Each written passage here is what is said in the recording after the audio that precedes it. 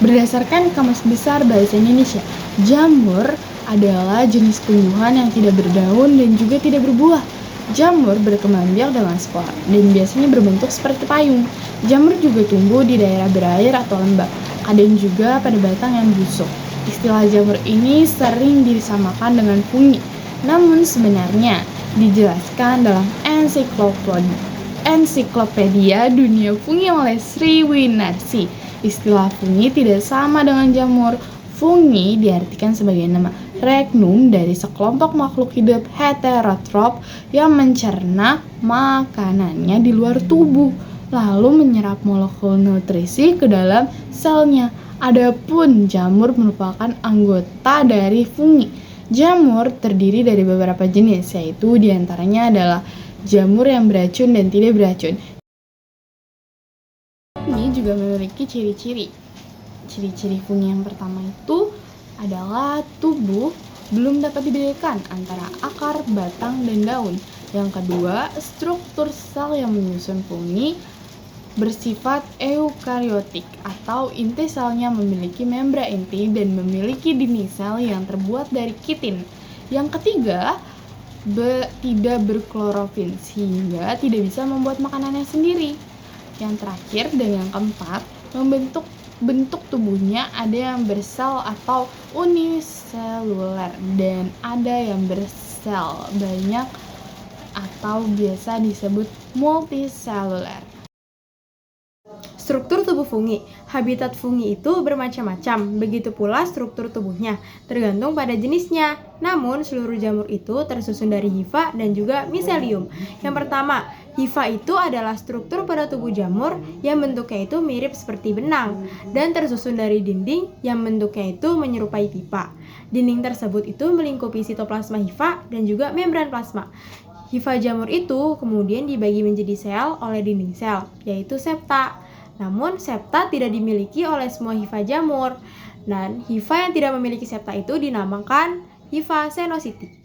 Seperti yang ada di gambar, hifa bersekat itu terdiri dari nukleus, dinding sel, pori, dan juga septa. Dan hifa tak bersekat itu terdiri dari nukleus dan dinding sel. Yang kedua, miselium. Miselium itu adalah kumpulan hifa yang bercabang. Dan miselium inilah yang menyusun jalinan-jalinan semu menjadi tubuh fungi. Dan miselium vegetatif ini berfungsi untuk menyerap makanan dan miselium generatif ini berfungsi untuk menghasilkan spora. Klasifikasi fungi jamur memiliki 4 divisi yang dibagi berdasarkan cara reproduksinya. Adapun penjelasan mengenai klasifikasi fungi yakni sebagai berikut. 1. Zygomicota. Zygomicota adalah jamur hitam yang biasa ditemukan pada roti atau yang bernama Rhizopus sp. Hampir semua Zygomicota habitatnya di darat dan hidup sebagai saprofit. Tubuhnya memiliki banyak sel dan berbentuk hifa, tidak bersekat. Zygomicota dapat terjadi secara seksual yang menghasilkan zigospora dan juga aseksual dengan perkecambahan spora. Apabila spora yang tersimpan pada sporangium telah matang, maka akan pecah dan menyebar, terbawa angin. Ketika jatuh di tempat yang tepat, maka spora akan tumbuh menjadi hifa baru. Adapun contoh dari Zygomicota yaitu 1. Mursor mukedo yang biasanya bisa kamu temukan di kotoran hewan dan juga roti busuk. 2. Murcor javanicus yang ada pada ragi tape. 3. Rhizopus sp yang ada pada ragi tempe. 2. Ascomycota. Sementara itu, divisi fungi yang satu ini memiliki reproduksi aseksual dengan membuat askospora dalam askus di mana bentuknya ini menyerupai kantung. Umumnya hifa dari Ascomycota memiliki inti tunggal atau monokariotik dan seluruh selnya dipisahkan dengan septa. Ascomycota hidup sebagai parasit dan juga saprofit. serta bersifat unisel dan multiseluler. Kemudian, beberapa di antaranya dapat bersimbiosis dengan ganggang hijau biru maupun ganggang hijau bersel satu. Beberapa contoh dari Ascomycota yaitu Aspergillus oryzae yang biasanya digunakan untuk mengempukkan adonan roti. Kedua, Penicillium notatum, yaitu jamur yang digunakan dalam pembuatan antibiotik penisilin. 3. Candida albicans, jamur yang menyebabkan infeksi pada kulit mulut dan kuku. Klasifikasi yang ketiga ada Basidiomycota. Ciri-cirinya adalah hifanya bersekat, bersifat multiseluler, bersifat saprofit dan atau parasit pada organisme lain atau hidup bersimbiosis seperti Mycorrhiza. Yang keempat punya tubuh buah yang disebut Basidiocram. Untuk reproduksinya terdiri dari seksual dan aseksual. Untuk seksualnya bereproduksi dengan membentuk basidiospora. Untuk reproduksi aseksualnya dengan fragmentasi hifa. Contoh dan peranannya, yang pertama ada jamur merang, jamur tiram, jamur kuping, jamur shiitake yang biasa dijadikan bahan makanan. Yang kedua ada Ganoderma yang biasa dijadikan bahan obat-obatan. Yang ketiga ada Amanita muscaria yang merupakan cendawan beracun.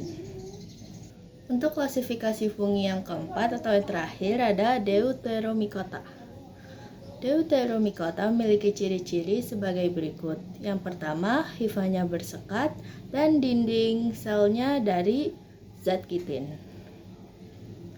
Yang kedua, dia bersifat multiseluler. Yang ketiga, bersifat parasit pada inangnya, serta banyak yang hidup bersavorit. Untuk reproduksinya, yang pertama ada reproduksi aseksualnya.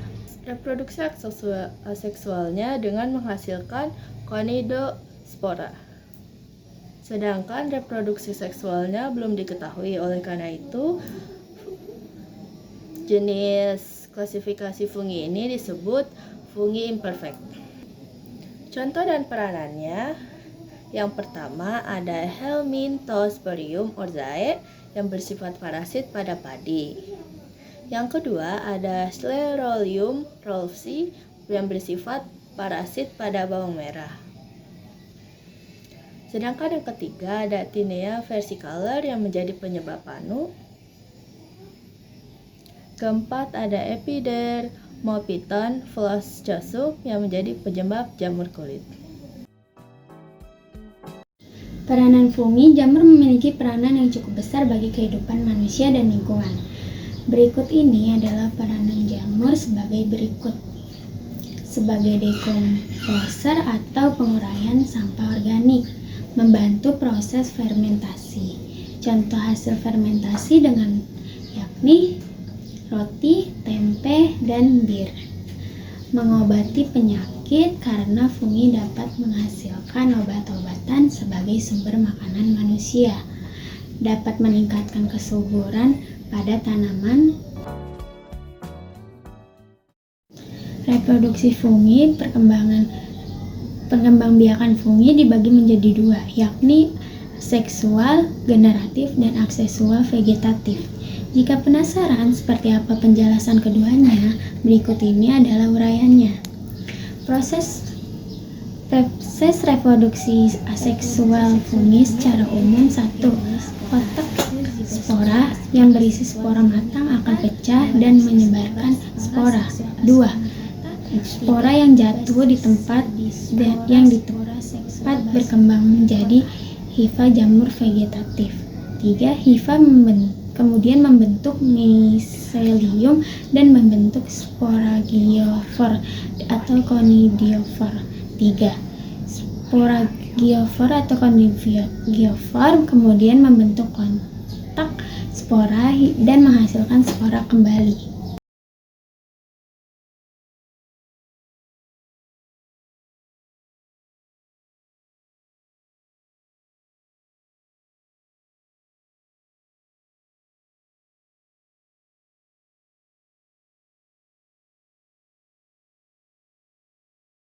Simbiosis fungsi.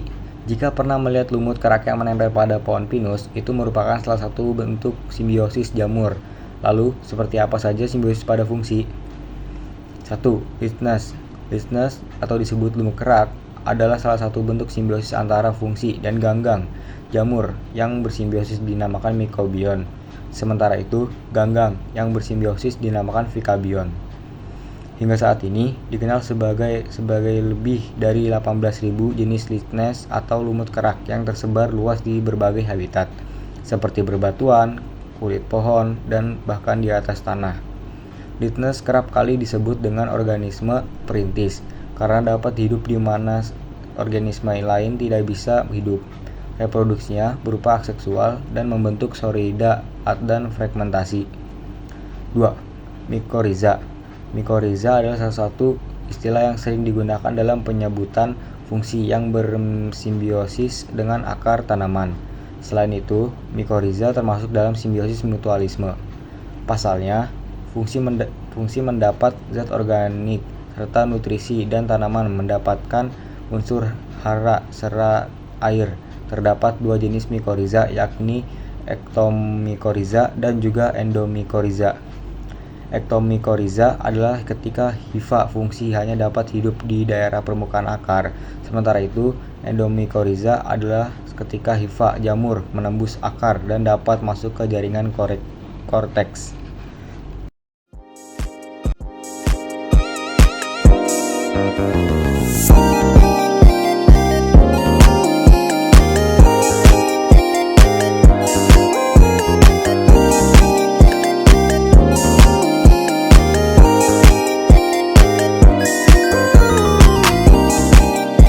Struktur tubuh fungi. Habitat fungi itu bermacam-macam. Begitu pula. Kota. Udah ya? Udah kan?